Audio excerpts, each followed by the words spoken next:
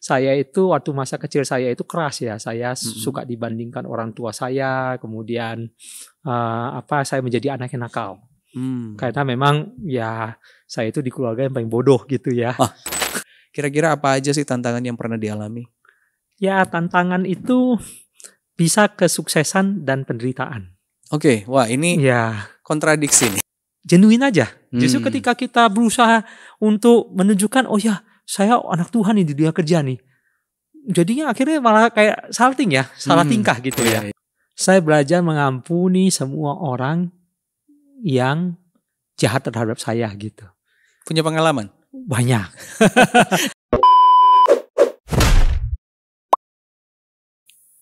Shalom Christ Lover, ketemu lagi bersama kami di Ruang Hati, ruang untuk berbagi, bukan hanya teori tapi juga aplikasi. Christ Lover, Injil itu adalah kabar baik dari surga yang dibawa oleh Tuhan Yesus. Kabar baik itu adalah bahwa karena begitu besar kasih Allah akan dunia ini, sehingga Ia telah mengaruniakan anaknya yang tunggal, yaitu Kristus, supaya setiap orang yang percaya kepadanya tidak binasa, melainkan beroleh hidup yang kekal. Yohanes 3 ayat 16. Nah, pada sesi kali ini kita akan membahas bagaimana pengenalan akan Injil itu berdampak dalam kehidupan seorang Christ lover.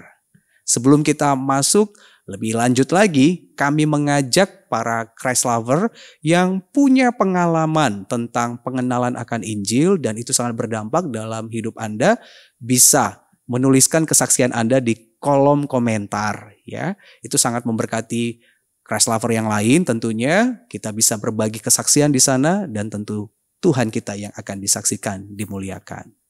Nah, tanpa berpanjang-panjang lagi, kita sudah kedatangan salah seorang Christ lover nih ya, yang menggumuli bagaimana pengenalan Injil dalam hidupnya dan itu sangat berdampak pada kehidupannya. Salah satu bagiannya adalah usaha pekerjaannya. Dia seorang pengusaha di pertambangan nikel.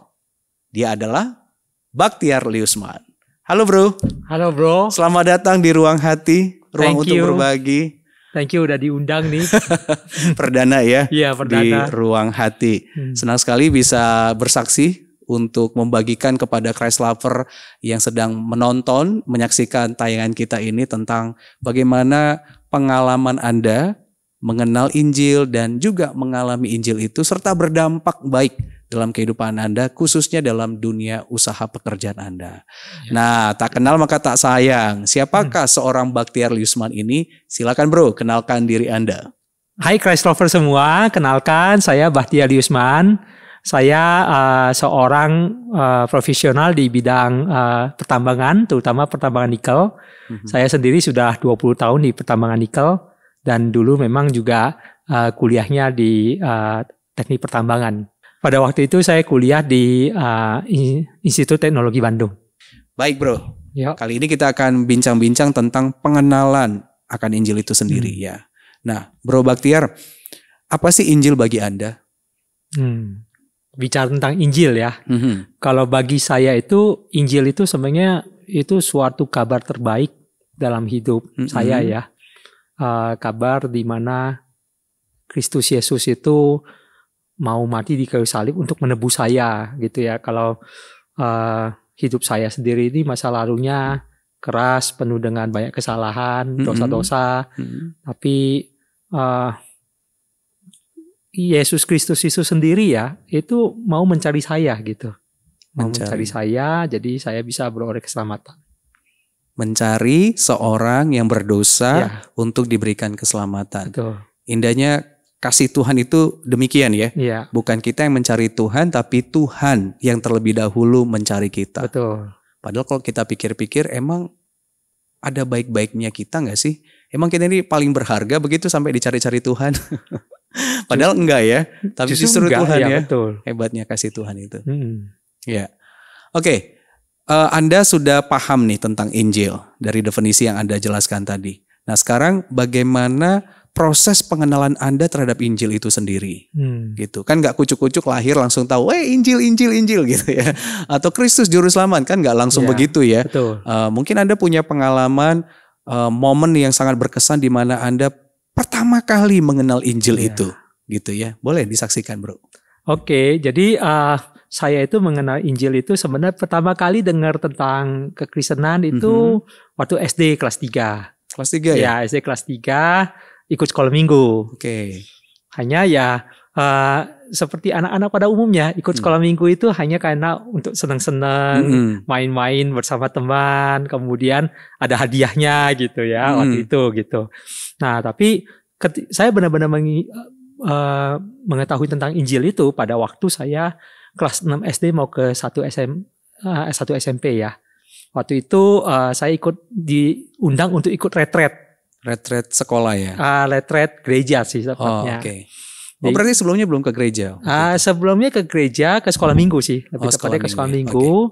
Hanya ke sekolah minggu ya seperti biasa saja, bukan dari hati, tapi ya karena hanya ingin bermain atau ada teman. Iya. Gitu. Ada hadiah. Ada hadiah, ya betul. Iya. Nah, kemudian pada waktu itu di retret tersebut yang satu hal yang berkesan pada waktu itu ya. Jadi saya itu waktu masa kecil saya itu keras ya. Saya suka dibandingkan orang tua saya. Kemudian saya menjadi anak yang nakal. Karena memang ya saya itu di keluarga yang paling bodoh gitu ya. Iya, yang lain semua lagi satu terus gitu. Lulusan ITB ya. Lulusan ITB paling bodoh, gimana kita ya? Enggak lah. Oke. Jadi ya karena saya sering dibandingkan, saya nggak pernah ranking 1. Akhirnya hidup saya itu jadi keras. Saya tiap hari berantem sama orang. Tiap hari berantem. Bahkan saya memang istilahnya tuh nggak pernah mau kalah. Nah, jadi pada waktu ceritanya di letter tersebut tuh ada perlombaan nih kan, biasa kan di letter ada perlombaan kelompok-kelompok. Wah, saya disuruh mewakili perlombaan renang. Padahal renang aja saya setengah-setengah bisanya gitu. Coba ya biasalah kan, karena hidup yang keras akhirnya jadi nekat. Oh iya bisa, ya udah gak apa-apa saya maju. Itu kalau renang tuh cukup panjang ya. Kemudian ada yang dalam sampai ke yang lebih dangkal lah ya. Nah, ya udah. Dengan nekatnya langsung lompat ikut ke perlombaan, kalah. Bahkan di tengah jalan saya udah nggak bisa berenang. Itu sebenarnya tenggelam itu. Jadi pas lagi turun, untuk kaki saya menyentuh dasar, saya coba langsung naik ke atas. Nah, pada saat itu saya baru menyadari, ternyata bisa saya suatu hari saya meninggal mendadak gitu kan. Bisa saja maut datang kapan saja. Saya waktu itu baru sadar bahwa apa yang terjadi setelah itu gitu. Nah, kebetulan setelah perlombaan itu ya biasa di retret ya ada di challenge di KKR-nya lah gitu ya. Di challenge dan diberitahu bahwa di dalam Kristus kita ada keselamatan.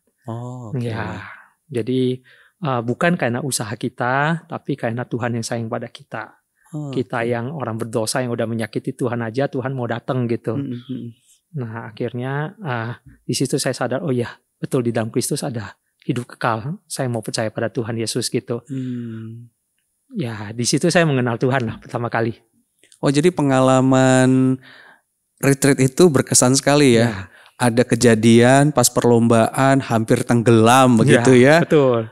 Kemudian ada KKR dan di sana disampaikan bahwa Yesus keselamatan itu. Anda bisa membayangkan ya.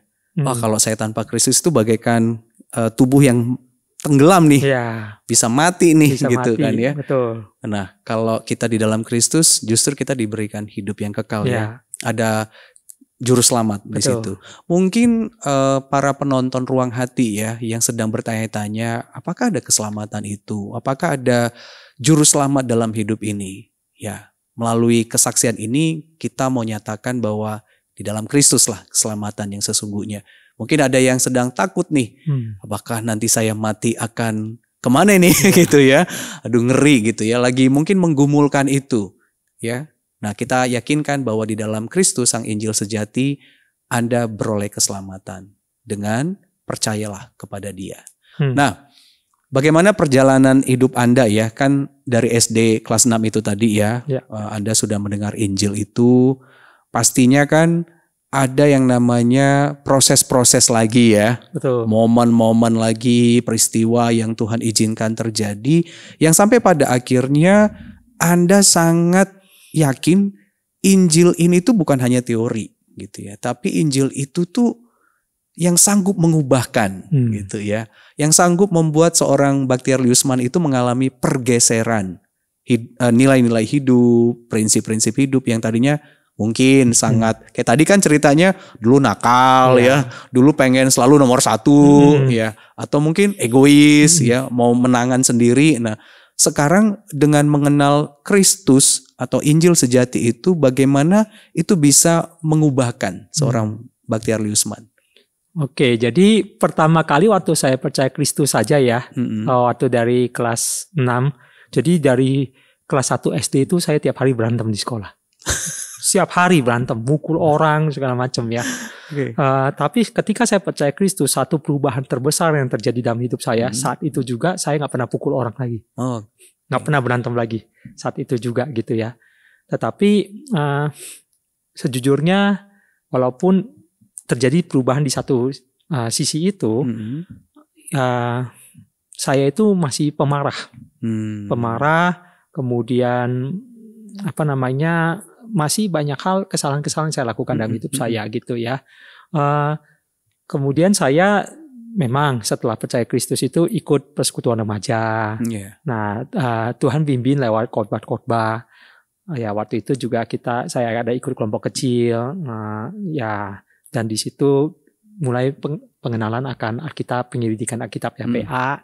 Jadi udah makin mengenal. Tapi ternyata pengetahuan itu nggak banyak mengubah saya. Jadi pengetahuan tentang firman Tuhan saya hanya tahu di kepala, tapi tidak mengubah hati saya gitu ya. Saya ya seperti tadi saya ceritakan, di keluarga saya masih tetap ribut dengan mama saya, karena dengan orang tua saya, karena yang tadi ya pembandingan tadi itu nggak berubah selama 20 tahun, 25 tahun malah. Setelah saya mengenal Tuhan, jadi waktu itu saya mengenal Tuhan pertama kali umur 12. Saya baru benar-benar bisa mengalami Injil sepenuhnya itu ketika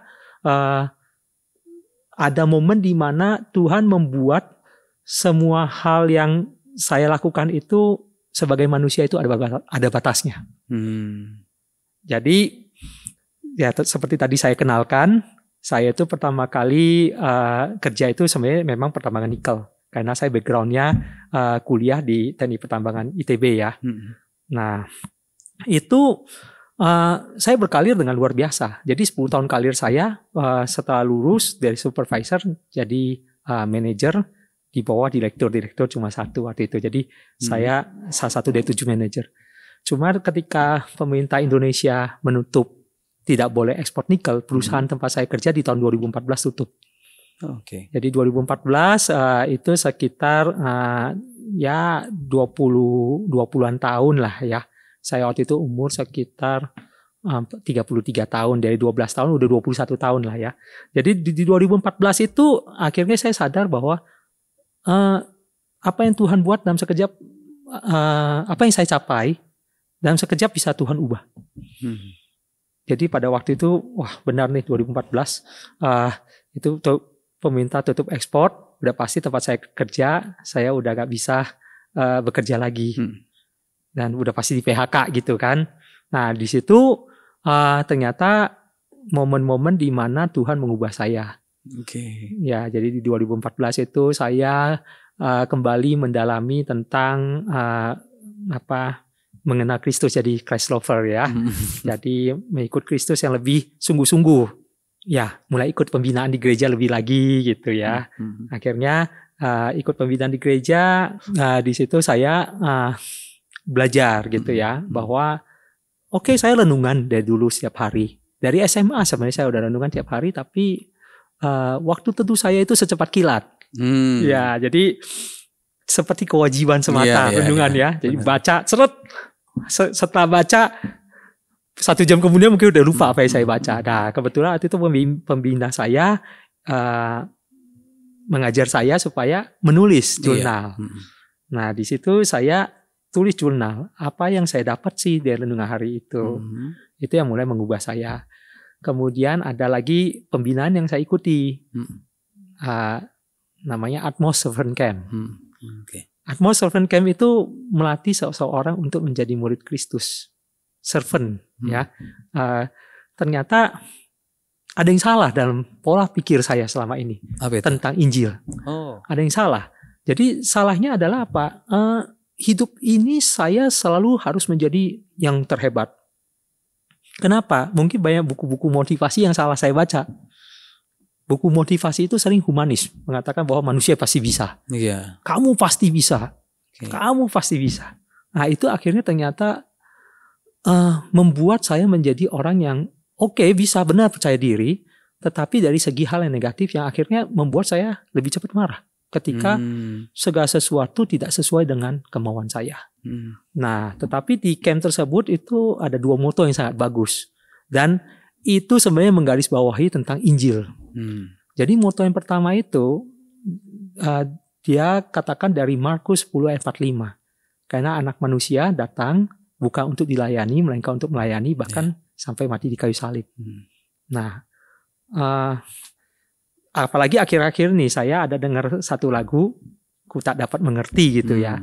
Di situ dikatakan bahwa Tuhan Yesus itu mau datang bahkan dicaci dan disalib untuk orang yang mereka mau peroleh gitu. Jadi dicaci dan disalib untuk orang yang dia mau peroleh. Gitu. Itulah Injil. Iya, itulah Injil yang akhirnya saya baru sadar bahwa pola terbesar, pola pikir saya yang paling salah itu adalah apa? Bukan saya yang harus jadi nomor 1, bukan. Melainkan waktu itu moto pertamanya adalah hidup adalah untuk melayani, bukan untuk dilayani. Ya, satu dalam kerajaannya itu, Pak. Betul. Oke, lanjut. Jadi hidup adalah untuk melayani, bukan untuk dilayani. Jadi karena Yesus sendiri dia mau datang melayani. Benar. Sehingga akhirnya ya kenapa saya harus begitu gampang marah? Kenapa ya hidup saya itu harus menjadi nomor 1? Nggak perlu ternyata. Nah, karena Tuhan Yesus sendiri jadi Tuhan yang nomor 1 mau jadi manusia gitu ya. Akhirnya yang kedua, itu yang mengubah saya itu adalah bukan soal apa yang terjadi, moto keduanya, bukan soal apa yang terjadi, tetapi bagaimana kita meresponi. Jadi bukan soal apa yang terjadi dalam hidup kita, masa lalu kita, lingkungan yang dimana Tuhan tempatkan kita, tapi bagaimana saya meresponi sebagai murid Kristus. Respon saya apa? Apakah saya respon dengan marah? Jadi ternyata ya tadi kan kita bicara Injil di dalam pekerjaan ya, di dalam bisnis kita ya. Jadi ternyata semuanya yang terjadi dalam hidup saya ini, kalau seandainya saya lihat dari jangka panjangnya, bukan hanya dari satu saat atau satu kondisi, itu justru saya akhir baru sadar saya nggak perlu kecewa, saya nggak perlu marah. Jadi yang seperti tadi saya infokan bahwa di 2014 kan pemerintah tutup ekspor. Ya, pemerintah tutup ekspor. Saya itu kerja udah 10 tahun dari 2004 sampai 2014. Sesuatu hal yang waduh habis ini di PHK nih, udah nggak ada kerjaan lagi. Tetapi karena bukan soal apa yang terjadi, tapi bagaimana respon saya sebagai murid Kristus. Dan sebagai murid Kristus, saya itu ada di dalam perlindungan Tuhan. Segala sesuatu yang terjadi dalam hidup saya itu ada dalam rencana Tuhan yang terbaik. Ternyata momen 2014 itu adalah kalau seandainya itu tidak terjadi dalam hidup saya, mungkin selamanya saya akan bekerja di perusahaan itu dan saya selamanya karyawan di situ. Tapi karena gejolak badai tersebut, saya tetap bersandar pada Tuhan, bukan kekuatan saya lagi. Saya bilang ya Tuhan, terserahlah Tuhan mau bentuk hidup saya seperti apa, tapi saya mungkin saat itu saya memang belum bisa melihat masa depan seperti apa kan. Tapi saya mau serahkan semua pada Tuhan. Saya mau belajar lagi, benar-benar menjadi murid Kristus, benar hidup ini apa yang Tuhan mau bentuk saya bentuk. Nah, sehingga waktu pas saya ikut USC di 2015 pun saya sadar Atmos Servant Camp itu mengubah saya. Saya sadar, kemudian saya bilang ya Tuhan, ini hidup saya gitu kan. Saya mau usahakan yang terbaik. Ternyata di saat itu, disitulah saya bisa mulai masuk menjadi pengusaha. Jadi mulai merintis ya. Waktu itu kebetulan ada perusahaan China mulai investasi di Indonesia untuk di bidang nikel ya, karena mereka memang dulunya pengolah biji nikel yang diekspor dari Indonesia ke China. Nah, mereka udah mau mulai investasi di Indonesia. Mulai ada yang mau bangun pabriknya, ada yang mau bangun beli kerjasama di tambangnya. Nah, di situ ada kesempatan yang saya bisa kerjasama dengan mereka. Oke. Jadi bisa dibilang 2014 itu tahun yang sangat-sangat berkesan sekali ya. Betul. Dan kalau kita melihat dari perspektif manusia pada umumnya, kalau dalam situasi seperti itu pasti kita akan give up ya, menyerah atau udahlah.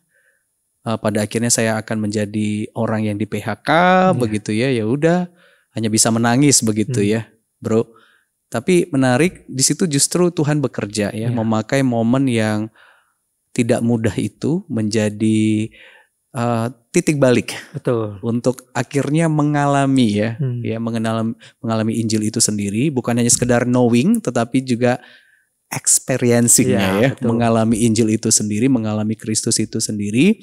Dan melalui tadi ya Atmos Servant Camp itu Anda sangat diberkati dan moto-moto itu mempengaruhi pikiran Anda.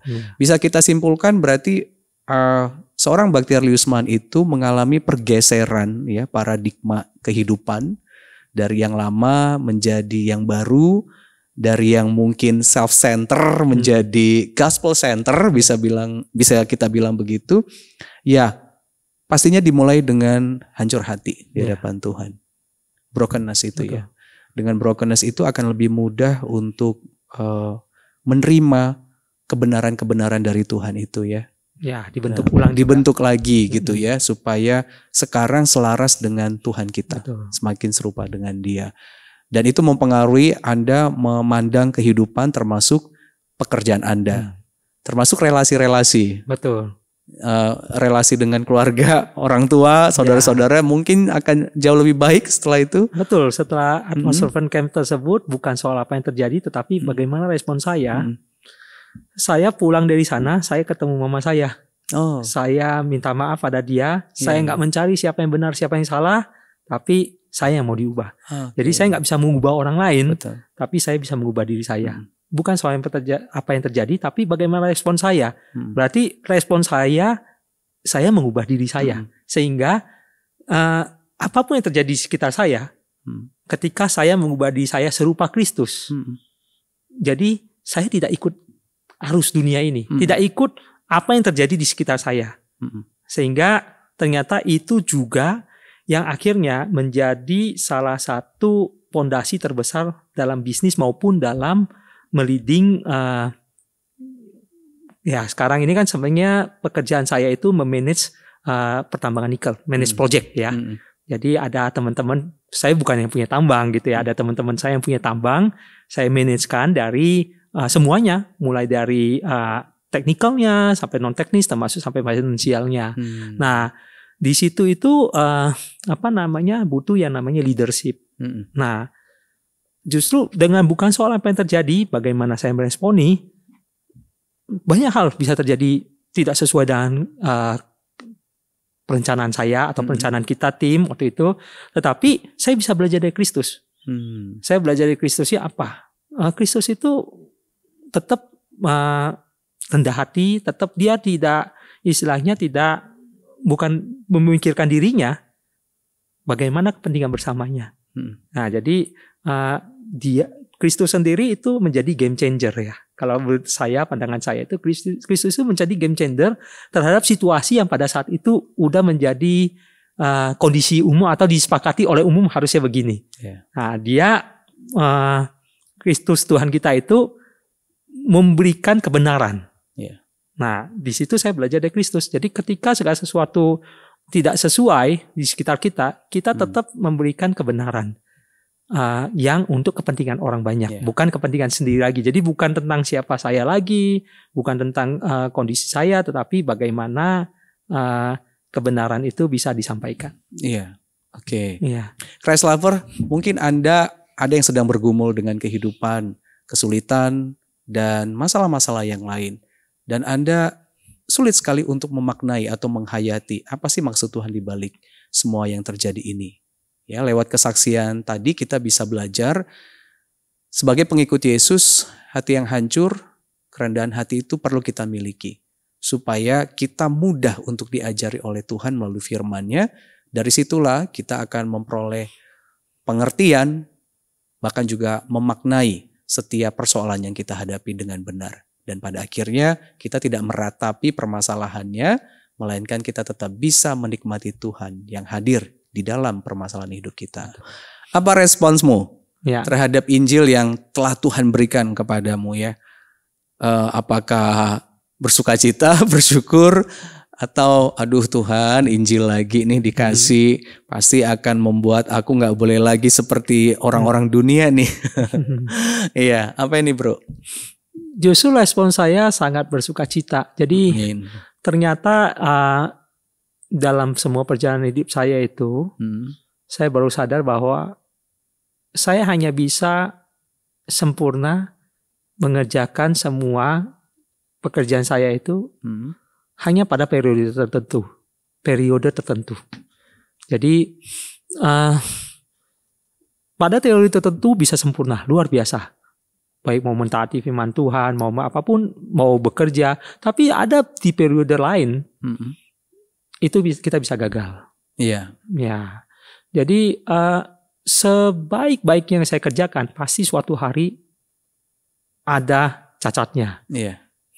Nah sehingga di situ saya baru sadar bahwa oh ya ternyata semua usaha saya itu sia-sia. Jadi saya mau berusaha sebaik-baiknya pun akhir saya gagal. Jadi saya bisa saja tadinya nih seperti yang tadi saya ceritakan bahwa oh ya setelah USC itu kan memang saya udah mengerti bahwa oh ya bukan soal apa yang terjadi tapi bagaimana saya meresponi. Harusnya saya udah bisa menekan semua kemarahan saya. Ya. Tapi tidak semudah itu ya. Tidak semudah itu ternyata. Dan tidak secepat itu. Dan tidak secepat itu. Semua ternyata saya baru sadar bahwa oh ya itulah sebabnya saya butuh juru selamat. Ya. Ya saya ternyata semua manusia itu termasuk saya itu sudah jatuh dalam dosa. Dan dosa itu menghancurkan semua kehidupan saya. Tetapi justru karena saya mengenal Injil, saya punya harapan. Amin. Jadi saya bisa membuka setiap lembaran baru dalam hidup saya. Meskipun pernah gagal ya. Ya. Kenapa? Karena ya saya waktu itu ada baca satu buku, tapi ternyata sebelum saya baca buku itu, saya dari sekian tahun, 30 tahun pengenalan saya bersama Tuhan itu, akhirnya saya menyimpulkan satu hal gitu tentang Injil itu. Injil itu adalah karena anugerah Tuhan, kita sudah diberikan anugerah keselamatan. Jadi saya sendiri, sebagai orang yang percaya pada Tuhan Yesus sebagai Tuhan dan Juru Selamat, udah pasti menerima hidup kekal. Tidak akan binasa. Udah pasti. Jadi itu yang nomor satu. Sehingga apapun yang terjadi di dunia ini, kegagalan saya, keberhasilan saya, sebenarnya itu tidak saya bawa mati. Dan bukan itu juga nilai hidup kita ya di hadapan Tuhan. Dan ya? bukan itu nilai hidup saya di hadapan Tuhan. Justru karena saya sudah diselamatkan, maka saya dipersiapkan untuk melakukan pekerjaan baik. Ya. Jadi karena saya sudah diselamatkan, saya berusaha untuk menjadi berkat bagi sekitar saya. Saya berusaha untuk melakukan yang terbaik untuk mengikuti semua kebenaran firman Tuhan. Tetapi ketika saya gagal, yang mana saya masih seorang manusia, ada saatnya saya gagal, saya tidak menyalahkan diri saya sendiri lagi. Dan tidak berlama-lama. Tidak berlama-lama lagi di situ. Dan saya bisa sadar bahwa oh ya, justru saya bisa bersyukur, ada anugerah Tuhan yang luar biasa. Yeah. Itu sebabnya saya butuh juru selamat. Yeah. Sehingga saya bisa menutup lembaran yang salah ini, memulai lagi lembaran baru setiap hari. Sehingga yang penting saya mengerjakan yang terbaik yang saya bisa lakukan. Ya selanjutnya saya serahkan pada Tuhan gitu. Ya itulah sebabnya kenapa kita diberikan Injil ya. Karena Injil itu sungguh melegakan bagi kita manusia-manusia berdosa ini ya. Siapa tahu Christ lover di luar sana nih, ada yang sedang bergumul nih dengan kegagalan, kejatuhan, kelemahan, dan frustrasi sekali dengan situasi itu ya. Dan merasa diri kita itu buruknya minta ampun. Seolah-olah hidup kita ini gak berharga lagi gitu ya. Dan sepertinya juga Tuhan menutup matanya melihat kita. Christ lover, yakinilah hanya Injil yang kita perlukan untuk menghibur, menguatkan kita. Bahwa Tuhan mengasihi kita bukan karena kita baik, ya, bukan karena kita punya kinerja yang bagus, prestasi-prestasi yang bagus, bukan itu. Tapi Tuhan mengasihi kita karena Dia adalah Sang Kasih yang memberikan kasih-Nya dengan begitu luar biasa kepada kita. Dan kalaupun kita gagal, tadi Bro Baktiar juga ada sharingkan gagal, masih ada harapan untuk kita bisa dipulihkan. Betul. Gitu ya, Injil itu. Makanya tiap hari mari kita mendekat dengan Injil tentunya ya, firman Tuhan. Oke Bro, tantanganmu dalam mengenal Injil. Pasti ada tantangannya dong, nggak semudah itu kan.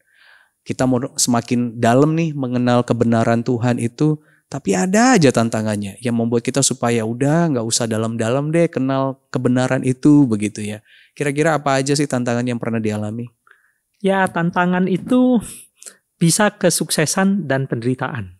Oke, wah ini kontradiksi nih. Ya. Kesuksesan, penderitaan ya. Betul. Apa aja itu? Silakan. Jadi saya mengalami semuanya itu gitu ya. Ada kalanya di mana saya waktu bekerja 10 tahun di dunia tambang, waktu masih bekerja dengan orang, karir saya yang tadi saya sebutkan dari supervisor naik terus jadi manajer. Jadi waktu itu saya kerja di suatu kontraktor dengan suatu perusahaan BUMN, dan BUMN itu menjadi besar. Keuntungan terbesarnya dari pertambangan nikel yang kontraktor kita kerjakan gitu ya. Jadi seakan-akan semuanya sesuai rencana. Nah itu yang kadang akhirnya saya mengatakan sebelum 2014 ya, sehingga wah ini karena kekuatan saya nih. Nah di bawah saya ada 500 orang yang akan ikut perintah saya gitu. Jadi itu karena kekuatan saya, itu yang akhirnya saya kadang bisa tergoda untuk ini Injil ya udahlah, pokoknya percaya aja udah selamat. Jadi saya nggak perlu dalam-dalam lah mempelajarinya gitu kan. Ya, kemudian termasuk itu renungan ya udah sekedar kewajiban, secepat kilat saja yang penting ada gitu. Nah jadi bukan sungguh-sungguh Tuhan mau bicara apa sama saya ya. Nah tapi ada juga kalanya di mana sebenarnya ya itu 2014. Sebenarnya di 2014 itu semua hidup saya itu penuh dengan kekacauan ya. Karena dari 2011 saya menikah 2008. 2011 saya punya seorang anak. Nah, dikaruniakan seorang anak, tapi saya tidak waktu umur 1 tahunan, sekitar umur waktu 2012-an sampai 2013 itu terlihat anak ini perkembangannya agak sedikit terhambat. Ya, ternyata anak saya ini berkebutuhan khusus gitu ya. Jadi di 2014 bayangkan teman-teman ya, Christ lover semua ya, udah pasti kehilangan pekerjaan, kemudian anak saya udah terdiagnosa autism. Autism, bahwa waktu itu anak saya cuma 1 lagi. Dan dia tidak seperti anak normal lainnya. Waktu itu ya penderitaan. Itu pada tahun 2014 ini, justru penderitaan itu akhirnya saya pernah bertanya, Tuhan kenapa ini terjadi dalam hidup saya? Kenapa kok orang lain lancar-lancar? Kenapa ini harus terjadi dalam hidup saya? Nah, saya ingat tentang Petrus ya. Petrus dalam hidupnya dia pernah semangat ikut Tuhan, kemudian dia pernah mengkhianati Tuhan. Tapi Yudas juga sama, pernah mengkhianati Tuhan. Nah, di situ, di persimpangan itu, saya harus memilih. Saya mau menganggap Injil itu biasa saja, atau saya mau mempelajari bahwa sebenarnya di dalam Injil itu saya ada harapan sejati. Harapan yang sesungguh-sungguhnya yang sejati, yang bisa mengatasi semua masalah hidup saya. Nah, saya tidak memilih menjadi Yudas, saya berusaha memilih menjadi Petrus. Jadi sampai Tuhan tanya kepada Petrus 3 kali kan, Petrus apakah engkau sungguh-sungguh mengasihi saya gitu kan. Nah saya jawab bilang, Tuhan di 2014 saya benar-benar mau hancur hati tadi ya, Bro Anthony bilang hancur hati supaya Tuhan bentuk saya. Nah di situ di 2014 itu baru saya sadar bahwa oh ya, saya harus benar-benar mengenal Injil lebih dalam. Jadi bukan hanya kulit-kulit saja, atau bukan hanya di pikiran saja, tapi sampai hati saya. Jadi hati saya yang keras ini Tuhan ubah gitu. Iya. Oke, jadi 2 tantangan terbesar itu kesuksesan dan penderitaan ya. Ini kan kayak 2 bagian langit dan bumi begitu ya. Tetapi 2 bagian ini bisa menjadi kesulitan tersendiri bagi Bro Baktiar ya, dalam mau mengenal Injil lebih dalam. Betul. Ya siapa tahu Christ lover di luar sana ada yang sedang tergoda dengan kesuksesan, karir begitu, dan merasa aduh udah gak perlu deh Injil. Injil apaan gitu ya. Hati-hati, mawas diri ya. Atau mulai bertanya tentang Tuhan di manakah engkau, kenapa masalah ini atau penderitaan ini engkau izinkan terjadi gitu ya. Kenapa kesusahan ini selalu ada padaku. Dan kita mulai meragukan Tuhan. Atau di situ kita udah mulai mau sangkali Tuhan nih. Mawas diri juga ini kita ya, Christ lover. Tapi lagi-lagi Tuhan kita itu penuh kasih. Dia sanggup untuk membawa kita terus yakin bahwa di dalam Dialah kita dapat ditolong menghadapi setiap kehidupan ini. Bagaimana dirimu melatih untuk semakin dalam mengenal Injil? Ya tentu ini kan perlu yang namanya latihan tiap-tiap hari. Apa saja sih yang dilakukan? Jadi ya seperti lanjut yang tadi, ketika saya sudah membuka hati saya untuk saya mau belajar, saya benar-benar mau belajar Tuhan. Jadi selain saya ikut USC waktu di 2015, waktu itu gereja juga mulai memperkenalkan kita tentang IDMC, pemuridan yang intensional, yang disengaja. Jadi ya waktu itu ya mungkin kita kenal semua, IDMC ini diprakasai oleh Pastor Edmund Chan. Ya, saya pas waktu ikut seminar itu ada satu perkataan dia yang begitu mengingatkan saya. Edmund Chan bilang bahwa dia mementoring banyak CEO di Singapura. Mementoring orang-orang penting di Singapura. Dan apa yang dia tekankan kepada para CEO ini adalah berakar di dalam firman Tuhan. Di dalam Alkitab. Nah, itu tahun 2015 ke 16 ya. Saat itu saya benar-benar baru mau meniti bisnis saya gitu ya. Baru mau mulailah dari kecil gitu. Nah, saya ingat itu, saya mau dibentuk Tuhan. Bahkan waktu itu ketika saya juga ada pembinaan di gereja, ada pembina saya yang lain meminta saya, ya karena kita juga waktu itu ikut gerakan pemuridan ya, meminta saya untuk menjurnal apa yang saya baca. Jadi saya benar-benar jurnal apa yang saya baca itu, saya jurnal. Dan ternyata ketika saya jurnal, bahkan di aplikasi HP itu ya, itu kita bisa kadang ada firman Tuhan yang kita highlight ini. Itu kita bisa highlight, kemudian kita bisa tulis pada tanggal sekian, oh pengumuman saya adalah ini. Mungkin belum berjawab, tapi di situ ada janji Tuhan. Nah kemudian dikali beberapa tahun kemudian pas saya baca janji Tuhan, oh iya benar saya udah lewati kok masalah itu waktu saya di saat itu, oh bisnis saya lagi kondisinya begini nih. Wah mungkin proyek saya nggak berjalan lancar. Tapi Tuhan bilang apa? Oh ya, malaikat Tuhan waktu itu salah satunya di 2017 atau 2016 itu salah satu ayat yang saya pegang juga dari firman Tuhan yang saya baca. Malaikat Tuhan berkemah di sekeliling orang-orang yang takut akan Dia, gitu. Yang takut akan Tuhan ya. Nah, waktu itu ya namanya memulai bisnis penuh pergumulan, tapi saya percaya oh ya, Tuhan menjaga saya. Nah, firman Tuhan itu menguatkan. Dan setiap hari saya catat, saya baca Tuhan bicara apa. Dan ternyata dalam sepanjang perjalanan bisnis saya, ketika ada pergumulan, secara luar biasa Tuhan bisa jawab di pembacaan penuntut saat teduh di hari berikutnya.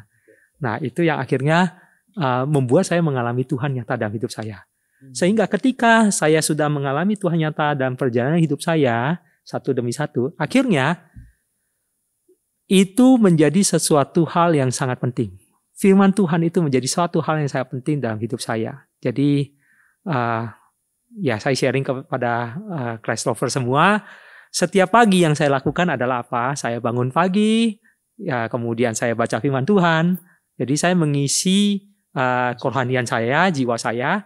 Tapi ternyata saya nggak setelah ya 3 tahun ini ya, 3 tahun ini atau 4 tahun inilah ya, pada waktu masa COVID, saya baru sadar bahwa bukan hanya kerohanian saya yang saya harus isi, tetapi juga fisik.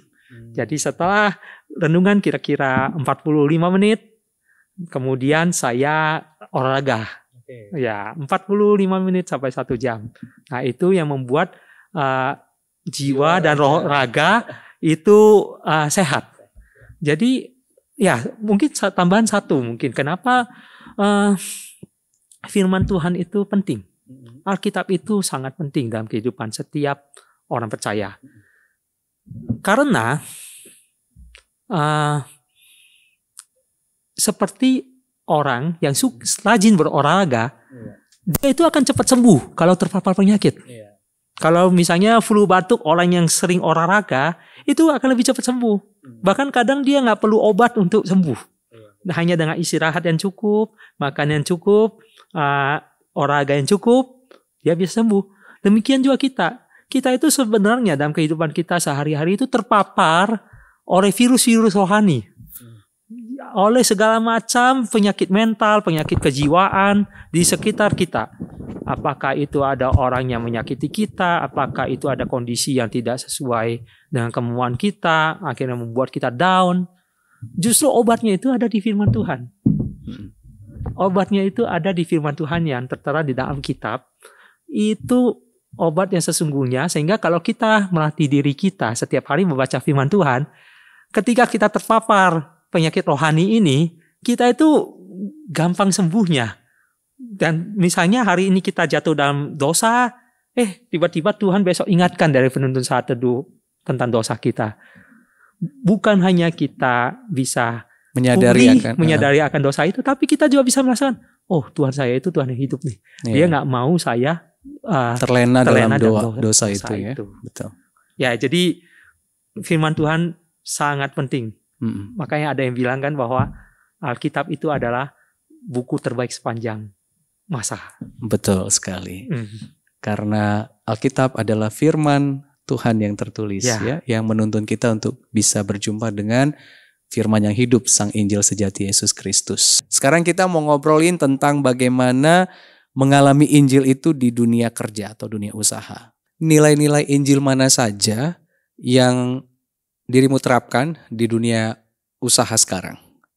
Ya kan, Injil itu kan luas sekali, ya, banyak cakupannya, nilai-nilainya. Kira-kira nilai-nilai mana yang dirimu adopsi dan itu diterapkan di tempat Anda sekarang membangun usaha? Ya, nilai yang saya sangat pegang itu adalah bahwa sebagai orang yang percaya kepada Tuhan Yesus sebagai Tuhan dan Juru Selamat, saya itu sudah mempunyai hidup kekal sejak saya percaya. Jadi keyakinan itu ya? Ya, keyakinan itu. Saya sudah memiliki hidup kekal sejak saya percaya. Sehingga ketika saya meninggal nanti, pasti saya masuk surga. Itu yang akhirnya membuat saya kuat. Bahkan ada di kantor nih ada orang sampai bilang, kok Pak Bahtiar nggak ada takutnya ya? Oh, itu akhirnya berdampak ya ke kantor ya? Betul. Oh, berdampak ke kantor dan berdampak kepada ketika kita menghadapi masalah, baik di dunia bisnis kita maupun di kantor. Berdampak karena itu pola pikir dari pikiran masuk ke hati. Di mana ketika kita tidak takut apapun juga, kenapa? Karena saya sudah punya hidup kekal. Dan sebenarnya teman-teman bisa, Christ lover bisa lihat ya bahwa ada gak orang yang hidup abadi? Tidak ada kan? Di bumi ini ya, maksudnya di bumi ini. Ya, bahwa pasti setiap orang akan meninggal. Tinggal caranya bagaimana Tuhan panggil. Dan setelah orang meninggal,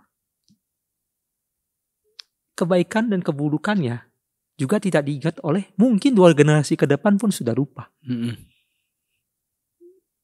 Nah, saya waktu itu pas lagi saya pas lagi berpikir begitu, langsung dikasih contoh lagi waktu itu sama Tuhan. Waktu itu lagi ada kelas pembinaan, di mana ada pendeta di gereja kami tanya kepada peserta pembinaan tersebut. Peserta sekalian, tahu nggak siapa Hitler? Dia tanya kepada anak muda. Siapa Hitler? Dia geleng-geleng kepala. Siapa Hitler? Nggak tahu. Padahal mungkin taunya Hitler. Hitler water. Padahal Hitler itu kita tahu bahwa di generasi kita mungkin kita masih tahu bahwa dia itu salah satu pemicu Perang Dunia II yang begitu merusak kemanusiaan ya. Ya, tapi ternyata sudah dilupakan orang juga. Jadi sebenarnya saya juga nggak akan diingat siapapun setelah saya meninggal nanti. Nah, tetapi Injil itu memberi arti bagi hidup saya. Yang penting saya itu dipandang Tuhan bagaimana. Tuhan itu, saya orang yang tidak berguna, orang yang tidak berharga. Tuhan memandang berharga. Tuhan berikan saya keselamatan. Itu yang paling penting.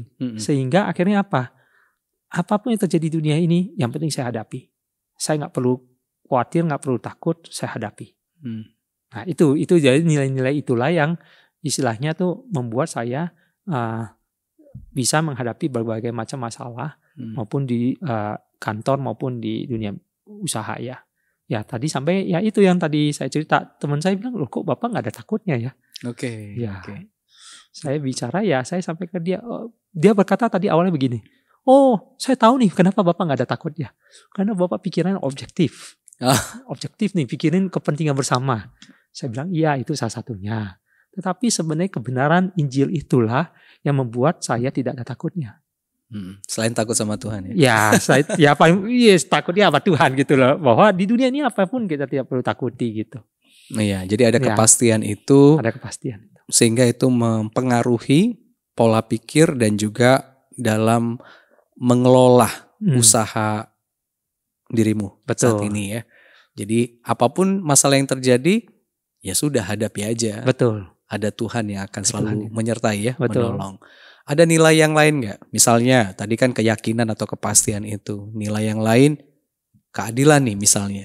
Bagaimana kan memikirkan karyawan banyak nih ya, ngurusin karyawan, kebutuhan dapur mereka gitu kan ya.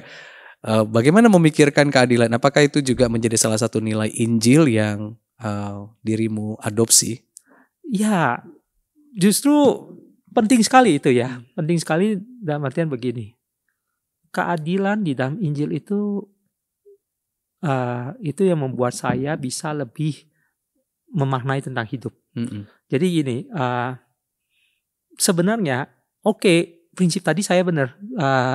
Bahwa saya tidak takut apapun.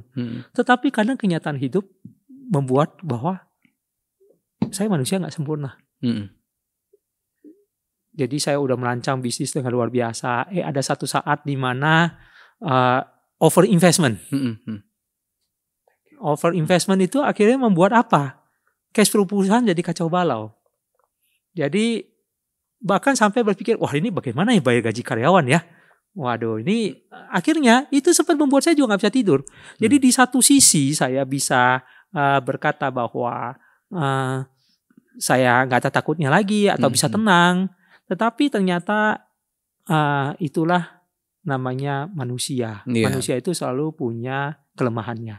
Mungkin saat ini gak muncul, tapi di kesempatan yang lain bisa muncul. Muncul. Atau dalam taraf masalah yang lebih berat. Nah, di situ saya baru sadar, oh inilah keadilan Kristus. Bahwa bukan karena kehebatan saya itu bisa sempurna, bukan. Jadi saya pun suatu hari pada taraf tertentu saya itu bisa kembali melakukan suatu kesalahan. Nah, tetapi Kristus yang menyempurnakan. Nah, Kristus yang menyempurnakan akhirnya pada waktu saya salah ngambil investment itu, kemudian stres, tapi Tuhan ingatkan saya, bahwa saya itu berharga di mata Tuhan. Nah, contohnya pada tahun 2020 ada tuh waktu itu bisnis pada saat itu salah ambil bisnis, merugi. Saya ikut kelas pembinaan. Itu sebabnya saya sering ikut kelas pembinaan ya. Karena di situ Tuhan juga berbicara kepada saya secara nyata. Saya pada waktu itu ikut kelas pembinaan, dikatakan bahwa saya itu imago Dei. Diciptakan dan serupa dan segambar dengan Tuhan. Saya itu berharga di mata Tuhan. Saya dijaga Tuhan seperti biji matanya. Yeah. Nah, itu yang akhirnya saya percayakan Tuhan bahkan membuat tahun itu salah satu keuntungan yang cukup besar dalam bisnis saya. Nah, sehingga akhirnya saya baru tahu bahwa yang Tuhan mau itu adalah apa? Saya berserah sama Dia. Saya mau memperbaiki hidup saya. Jadi terkait dengan keadilan di Injil tersebut adalah apa? Bukan karena kebaikan saya, bukan karena kehebatan saya, tapi karena anugerah Tuhan. Sama ketika saya menerapkan keadilan di tempat kerja, saya tidak boleh mentoleransi sesuatu ketidakdisiplinan. Iya. Tidak boleh. Kenapa? Karena saya akan tidak adil kepada pemegang saham saya. Jadi walaupun maupun yang disiplin ya. Kan ada juga yang disiplin. Iya, betul. Ada atau juga ada yang disiplin tapi mungkin berbuat kesalahan gitu. Saya tetap harus adil dalam artian begini. Yang penting mereka itu mau berubah. Jadi kita bukan mencari lagi siapa yang salah. Karena manusia itu pasti selalu ada saatnya gagal. Mungkin sekarang dia berhasil, tapi ketika taraf masalahnya lebih besar, dia bisa gagal. Nah, tapi justru kita perlu melihat bahwa akar masalahnya apa. Jadi kegagalan ini disebabkan oleh apa. Jadi dalam waktu misalnya kita kerjain suatu proyek, kegagalan ini sebabnya apa? Apakah tim tidak disiplin? Apakah tim kurang berusaha?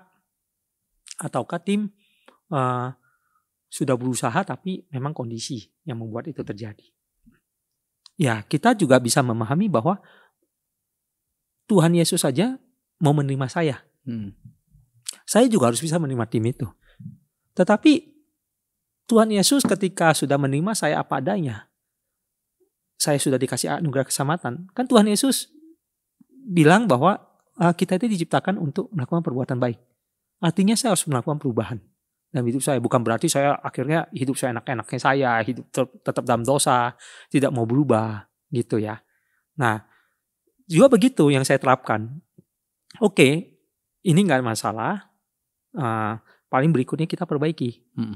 Nah, kalau tidak ada tindakan perbaikan itu, baru kita biasanya memberikan tindakan yang lebih keras, misalnya mulai SP1 kan dari tadinya mungkin hanya peringatan lisan, kemudian tindakan lebih keras SP1. Tujuannya juga bukan untuk menyerahkan orang itu, tapi bagaimana SP itu sebelum SP itu kita berusaha konseling gitu loh. Tolong kamu perbaiki dulu, karena ini kenapa? Ketika kamu nggak mengerjakan sepenuh hati, kamu merusak kerja komunitas ini. Yeah.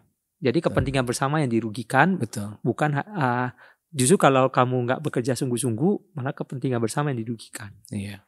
Jadi ketika orang tersebut akhirnya kita menciptakan sebuah tim yang menjadi lebih saling bisa support. Yeah. Tim yang dewasa ya. Ya, tim yang dewasa. Jadi menerapkan keadilan itu sebagaimana Kristus menerapkan keadilannya pada saya. Saya orang berdosa, saya diselamatkan Tuhan, tetapi harus ada pertobatan dari saya. Ya, sebagai bukti bahwa saya benar-benar percaya Tuhan sebagai Tuhan Juru Selamat. Tuhan itu artinya kan gini, Tuhan itu Tuannya saya. Jadi kalau saya nggak mau bertobat, saya nggak mau, kan Tuhan Yesus bilang apa? Jikalau kamu mengasihi aku, seseorang yang mengasihi Tuhan, pasti dia menuruti perkataan Tuhan. Yeah. Nah, ketika saya bilang sudah percaya pada Tuhan Yesus sebagai Tuhan dan Juru Selamat saya, tapi kalau saya tidak mengikuti perkataan Tuhan, berarti sayangnya sendiri yang istilahnya tidak mau berubah. Saya sendiri tidak tetap mengeraskan hati. Ya, betul. Berarti itu salah satu nilai juga yang dihidupi ya di dalam mengembangkan dan mengelola usaha ini supaya tercipta yang namanya kebaikan bersama. Kebaikan bersama ya. Jadi kalau ada karyawan-karyawan atau tim yang bisa dibilang mungkin mau-maunya sendiri dengan caranya sendiri, nah itu butuh pendekatan. Betul. Ya, enggak yang langsung udah dikeluarin kayak gitu ya, tapi ada butuh pendekatan, diajak ngobrol dan ditunjukkan ini kesalahannya dan diberi kesempatan untuk mengubahnya itu ya. Begitu. Itu sesuatu yang baik tentunya supaya orang tersebut bisa lebih baik. Betul. Ya kalau mau terbuka ya. Kalau nggak terbuka ya, atau keras hati ya tetap aja ya. Ya, kalau jadi batu sandungan. Keras hati mau nggak mau memang ya kita perlu mengambil tindakan tegas ya. Iya. Saya sih memang selalu ngomong dengan tim saya begini, perusahaan itu bukan yayasan. Karena perusahaan itu bagaimana, saya harus adil kan, terkait keadilan. Kalau saya terus beri kesempatan kepada kalian dan kalian tidak berubah, saya nggak adil terhadap yang punya proyek ini. Iya. Saya nggak, kenapa? Karena akhirnya dengan tim yang tidak mau berubah, kesalahan yang dia buat terus menerus sama, akhirnya merugikan perusahaan itu. Sehingga saya sebenarnya secara tidak langsung tidak adil terhadap orang yang sudah investasi di perusahaan tersebut. Nah itu yang prinsip keadilannya terhadap semua pihak harus adil. Oke, tadi udah bicara 2 nilai, keyakinan dan juga keadilan. Ada nilai lain nggak, bro? Ya, nilai Injil yang terbesar itu salah satunya ada pengampunan Kristus pada kita gitu ya. Yes. Jadi itu saya belajar. Saya belajar mengampuni semua orang yang jahat terhadap saya gitu. Punya pengalaman? Banyak. Di dunia kerja dan usahanya. Ya, di dunia kerja dan berusaha itu banyak orang sikut-sikutan. Kemudian banyak orang yang memikirkan kepentingannya sendiri. Sehingga akhirnya ketika kita memikirkan kepentingan bersama, di situ kadang tidak sesuai dengan kepentingan dia. Jadi dia akan biasa orang tersebut akan mungkin menyerang kita secara langsung ataupun tidak langsung. Tetapi karena tadi harga diri saya itu tidak penting, harga diri saya itu yang penting di hadapan Tuhan, di dalam Tuhan. Jadi kenapa akhirnya saya tidak perlu marah terhadap orang-orang itu, karena Tuhan Yesus sendiri yang mengajarkan saya bahwa saya harus mengampuni, harus bermurah hati. Ya, bermurah hati karena Allah Bapa ini murah hati. Betul. Ya, murah hati terhadap saya dengan mengutus anaknya Yesus Kristus mati di kayu salib, mengampuni saya, menebus saya. Jadi saya juga ketika saya belajar untuk mengampuni, plong hidup ini. Saya nggak usah namanya ada kepahitan dalam hidup. Tidur bisa nyenyak, nggak usah memikirkan apa yang orang sudah lakukan dalam hidup saya. Nah, ternyata Injil itu benar-benar memberikan kebahagiaan sejati dengan saya belajar mengampuni. Wow. Ya. Kalau diceritakan banyak ya, biasanya ya nggak cukup waktu ya. Betul. Oke, Christ Lover mungkin yang sedang menyimak ya perbincangan kami ini, Anda sedang bergumul dengan pengampunan, ya di dalam Kristus kita diampuni. Dan di dalam Kristus kita juga bisa untuk mengampuni. Kami ingatkan lagi Christ Lover untuk bisa berbagi di kolom komentar. Silakan tuliskan kesaksian Anda tentang bagaimana Anda mengalami Injil. Dan itu sangat memberkati tentunya. Tantangan terbesar dalam mengaitkan Injil di perusahaan Anda. Ya, tantangan terbesar ini seringkali orang berpikir begini. Oh, dunia sekuler itu adalah dunia yang terpisah dari gereja. Sehingga akhirnya orang berkata bahwa oh ya, dia seorang yang melayani di gereja nih. Gak boleh dia begitu. Akhirnya apa? Tantangan terbesarnya adalah sering seseorang itu merasa, waduh, saya jadi contoh teladan yang baik atau tidak ya. Akhirnya selalu memikirkannya, oh saya diterima orang atau tidak ya. Benar gak yang saya lakukan ya. Jadi takut pada pandangan orang. Penilaian orang penilaian orang akhirnya kan. Tapi ternyata ketika saya tahu bahwa Tuhan Yesus menerima saya apa adanya. Jadi Dan bahkan ketika saya ada kesalahan yang saya baik sengaja mau nggak sengaja pun Tuhan sudah ampuni, ya saya sebenarnya bisa all out. Bisa, ya yang penting kerjakan aja yang Tuhan sampaikan pada saya lewat firman Tuhan. Kalaupun ada kesalahan, ya memang secara manusia saya masih manusia yang bisa berbuat salah gitu. Tapi saya tetap bisa menunjukkan. Genuine aja. Justru ketika kita berusaha untuk menunjukkan, oh ya saya anak Tuhan nih di dunia kerja nih.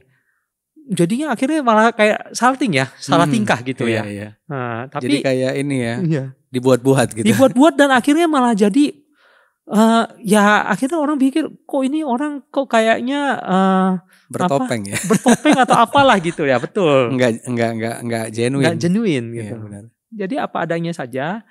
Karena sebenarnya juga dengan apa adanya saya menunjukkan apa adanya saya. Ketika saya ada berbuat salah, saya juga bisa mengakui kepada orang. Oh iya sorry, kali ini saya salah gitu. Nah sehingga akhirnya orang juga melihat berbeda. Atau misalnya kadang nih ada orang yang salah nih. Di dunia ini kan orang bilang, wah orang salah ini udah harus dihukum, udah harus kita kasih pengampunan. Nah di situ saya bisa kasih tunjuk bahwa bagaimana pengampunan Kristus. Tapi memang yang beratnya adalah ada apa?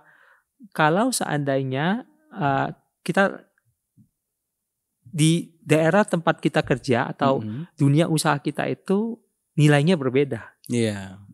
Nilainya berbeda. Sehingga mungkin biasanya kalau kita masih bawahan ya, ada atasan kita lakukan kebenaran firman Tuhan, misalnya mengampuni seseorang. Bagi mereka itu, wah ini terlalu lemah nih, gak bisa begini kamu menyelesaikan masalah. Wah itu orang harus di PHK, orang ini harus segini. Jadi kadang gak ada kesempatan diberikan kepada orang itu. Kalau tadi saya ceritakan kita berusaha kasih kesempatan, itu gak ada kesempatan. Nah itu kesulitannya di situ.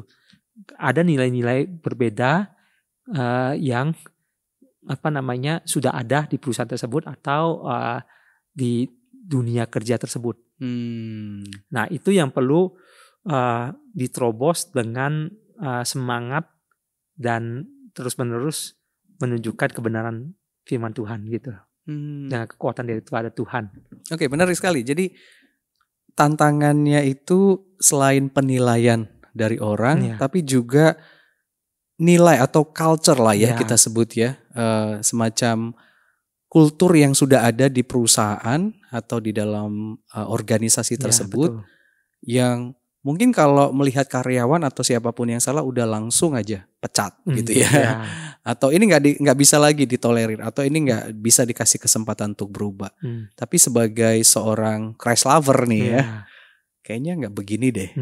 Kenapa kita nggak memberi kesempatan? Nah berarti kan itu perlu hikmat ya. Betul. Perlu hikmat di dalam membawa nilai Injil itu kan ke kultur yang berbeda dengan kita begitu, dengan dirimu. Nah, pengalamanmu boleh dong disaksikan. Bagaimana membawa nilai Injil itu di tengah-tengah kultur yang berbeda di perusahaan ini?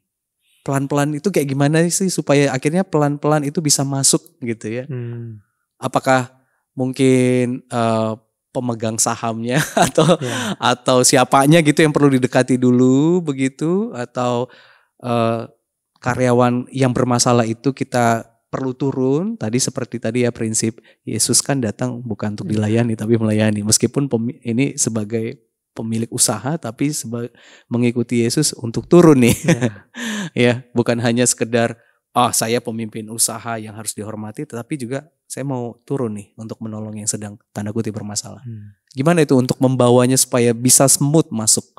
Jadi semua itu berawal dari komunikasi. Oke. Ya, Kristus juga berkomunikasi kan. Relasi. Iya, relasi, komunikasi. Jadi seperti yang saya sampaikan juga, walaupun saya pemilik usaha, saya itu kan sebenarnya saya punya perusahaan sendiri yang memanage tambang.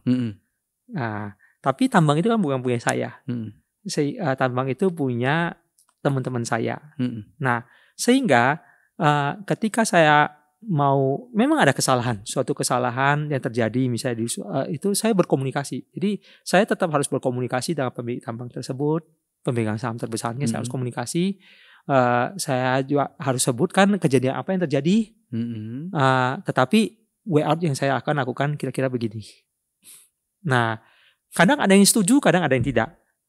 Nah, kalau yang tidak, sebagai otoritas, saya tetap dia yang berotoritas kan, karena yang punya dia kan. Betul. Ada tambang yang oh ya setuju, karena memang dia lebih punya hati ya untuk karyawannya. Ada yang nggak begitu, ada yang bilang nggak, pecat.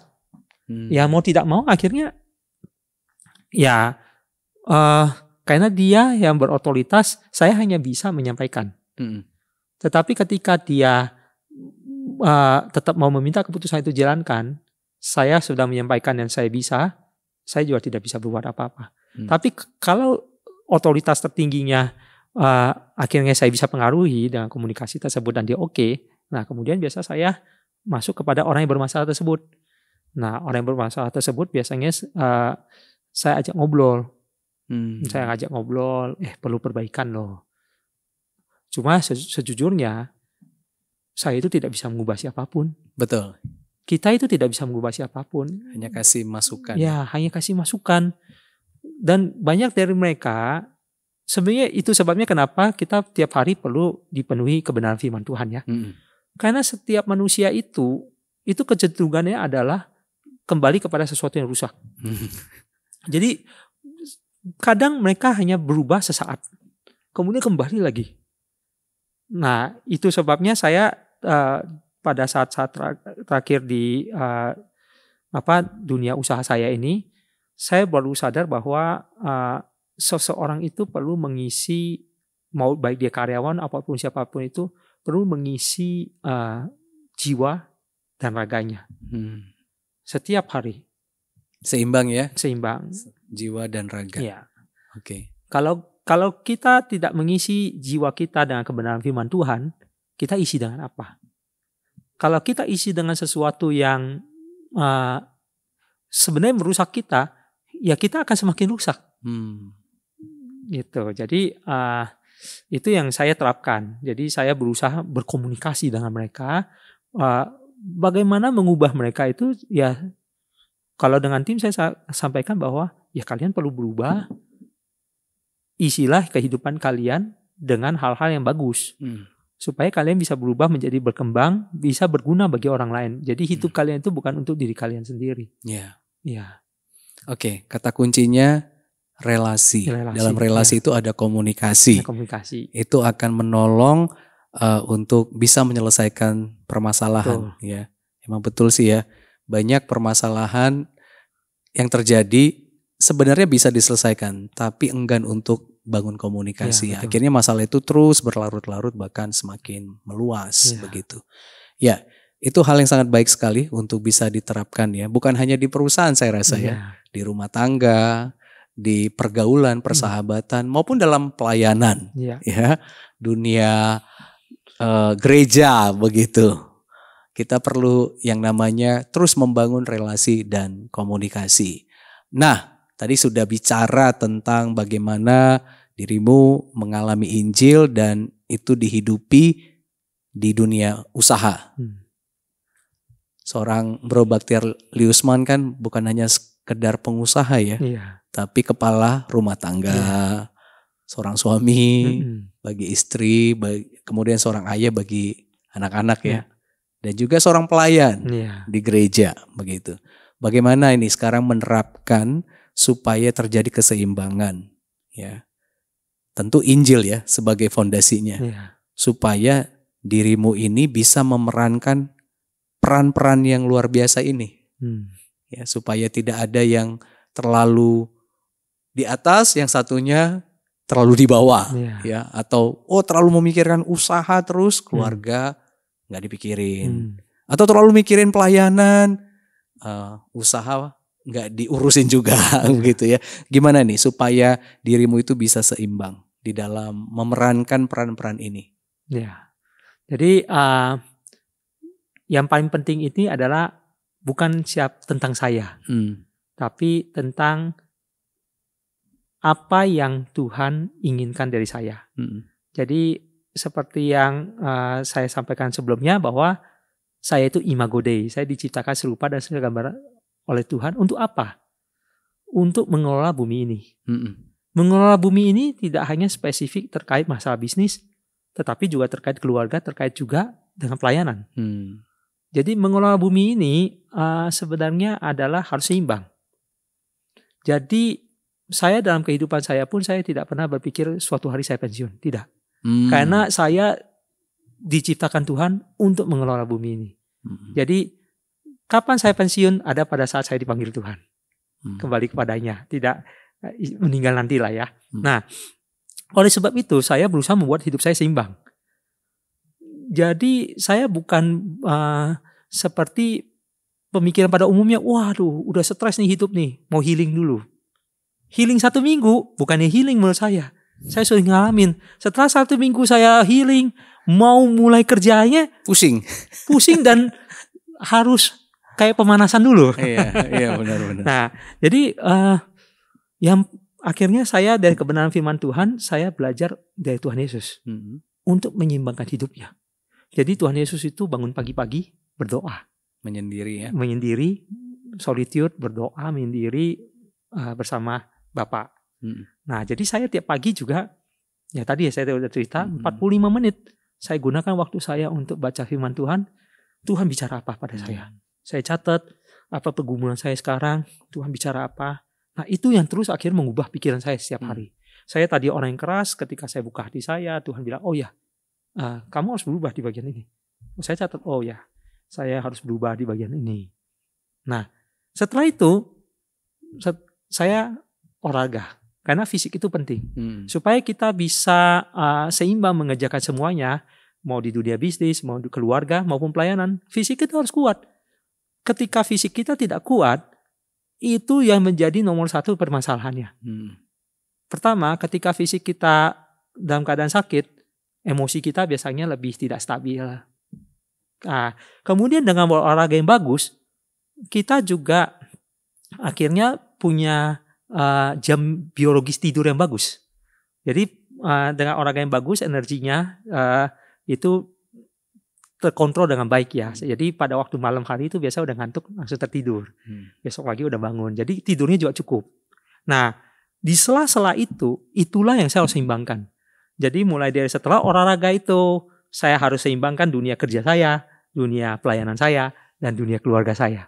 Setiap hari. Setiap hari, jadi ya orang mungkin bilang itu seperti robot. Sebenarnya nggak begitu juga. Ketika kita menjadikan itu seperti robot, itu yang akhirnya membuat kita kelelahan. Tetapi kan kita bisa melihat, oh saya udah terlalu berlebihan di satu sisi, oh saya harus istirahat dulu. Bisa saja, misalnya kalau udah pas lelah, ya kalau mau tidur 10 jam tidur. Misalnya jam 7 udah kelelahan, jam 7 tidur, besok pagi bangun. Isi lagi dalam firman Tuhan, kuat secara rohani, kemudian olahraga, kuat secara jasmani. Nah, kemudian pagi hari saya selalu urusi bisnis saya dulu. Kemudian setelah bisnis ini sudah termanage, sudah sampai ke tim, tolong kerjakan ini. Ya tinggal dimonitor saja. Nah kemudian saya udah mulai pikir lagi nih. Pada waktu udah memanage semuanya, saya pikir ini pelayanan di gereja, apa yang belum dikerjain ya? Atau saya harus kontak siapa ya? Saya harus berkomunikasi dengan siapa ya? Jadi pagi hari saya juga sering meeting dengan orang, mau dengan tim, mau dengan partner-partner saya. Nah di siang hari ketika saya udah memanage itu semua, saya juga cari waktu memikirkan tentang pelayanan gereja. Ini apalagi nih yang belum beresin ya? Oh ini, berarti saya harus ketemu si A. Ngajak ngobrol, komunikasi dengan pelayan yang lain. Karena dengan komunikasi kita bisa menyelesaikan masalah. Juga bisa menyelesaikan miskomunikasi yang ada. Nah setelah itu saya biasa sore sudah pulang ke rumah, ya malam sudah di rumah, ada waktu bersama anak-anak. Bahkan ya waktu bersama istri saya cukup banyak. Karena waktu tadi renungan kita sendiri-sendiri. Tetapi waktu kita olahraga 40 menit itu bareng. Ada 2 treadmill di rumah. Begitu kira-kira cara menyeimbangkannya ya. Sorry. Jadi sorry. Okay. Jadi ada Jadi tidak ada alasan untuk kita bilang gak ada waktu untuk keluarga, gak ada waktu untuk pelayanan, ya, gak ada waktu untuk mikirin tubuh kita, kesehatan atau istirahat gitu ya. Gak ada waktu nih untuk baca Alkitab, menyendiri dengan Tuhan, berdoa. Selalu begitu ya, banyak aja alasan-alasan yang bisa dilontarkan begitu. Tapi melalui apa yang dirimu lakukan ini bisa memberikan kita pencerahan tentunya ya. Bahwa sebenarnya bukan gak ada waktu. Tapi tinggal bagaimana kita itu rendah hati mau dipimpin oleh Tuhan ya. Kebenaran Injil itu menjadi kebenaran dalam pikiran kita. Betul. Sehingga kita itu bisa menyeimbangkan semua hal dalam hidup ini. Baik itu keluarga, diri sendiri dulu gitu ya. Keluarga, pekerjaan atau usaha maupun juga pelayanan. Gitu. Mungkin Christ Lover yang sedang menyaksikan perbincangan ini sedang bergumul nih. Maunya sih seimbang hidupnya begitu, tapi kok susah ya. Nah, ayo kita coba mulai lagi. Dengan apa? Pertama-tama ya datang sama Tuhan, sediakan waktu untuk menyendiri bersama dengan Tuhan, baca dan renungkan firman Tuhan itu, biarkan firman Tuhan itu terbenam dalam pikiran hati kita menjadi pengertian yang benar untuk akhirnya kita itu bisa menata kehidupan kita ya. Sehingga tidak ada lagi alasan dari diri kita untuk katakan, wah gak ada waktu untuk A, B, C, D. Ada waktu, begitu ya. Ada waktu untuk Tuhan, ada waktu untuk mikirin diri kita, keluarga, pekerjaan usaha, bahkan juga pelayanan kita. Thank you bro, untuk kesaksiannya, ya. Apa yang sudah dikenali dari Injil dan juga dialami dari Injil itu sendiri dan mentransformasi hidup ya. Dan itu berdampak baik, bukan hanya untuk diri sendiri, keluarga, bahkan juga untuk orang-orang yang ada di perusahaanmu dan juga orang-orang yang dilayani di gereja atau di mana saja ya. Biar nama Tuhan yang disaksikan dan dimuliakan. Amin. Tetap berjuang dalam mengenal Injil dan jadi berkat bagi banyak orang. Amin. Ya.